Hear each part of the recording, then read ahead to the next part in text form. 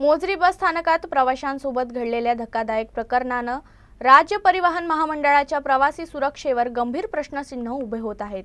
Mozari Gondia ST बसमध्ये चढलेल्या प्रवासीला वाहकाने कोणतेही कारण न देता जबरदस्तीने बसमधून उतरवले।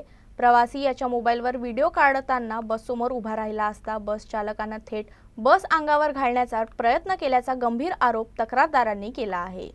मोझरी बस स्थानकात घडलेल्या धक्कादायक घटनेमुळे राज्य परिवहन महामंडळाच्या प्रवासी सुरक्षेवर गंभीर प्रश्नचिन्ह उभे राहिले। 10 डिसेंबरला तळेगाव ठाकूर इथं महेश लांजेवार हे मोझरीहून गोंदिया आग्राच्या बसमध्ये चढले असता बस वाहनानं कोणतेही स्पष्ट कारण न देता त्यांना जबरदस्तीनं बसमधून उतरवलं। ही बस तिवसाला थांबत नाही असं सांगत केलेल्या या वागणुकीदरम्यान त्यांची आई आणि तिवसाकडे जाणारे प्रवासी याच बसमध्ये बसलेले असतानाच हा संतापजनक प्रकार घडला। प्रकरण इथंच थांबलं नाही। आपल्याशी होत असलेल्या गैरवर्तनाचे चित्रण करण्यासाठी महेश लांजेवार बस समोर उभे राहिले असता बस चालकानं सरळ बस रेस करून त्यांच्या अंगावर गाडी घालण्याचा प्रयत्न केल्याचा गंभीर आरोप तक्रारीत करण्यात आला आहे। शिवाय चालक वाहक दोघांनीही उद्धट आणि अपमानास्पद भाषा वापरत जे काही होईल ते करून घे अशी धमकी दिल्याचेही नमूद आहे। या प्रकरणाबाबत महेश लांजेवार यांनी मोझरी बसस्थानक, तिवसा बसस्थानक आणि अमरावती विभागीय कार्यालय इथं लेखी तक्रारी दाखल केल्या असून संबंधित कर्मचाऱ्यांकडून लेखी स्पष्टीकरण देऊन कठोर कारवाई करण्याची यावेळी मागणी त्यांनी केली आहे।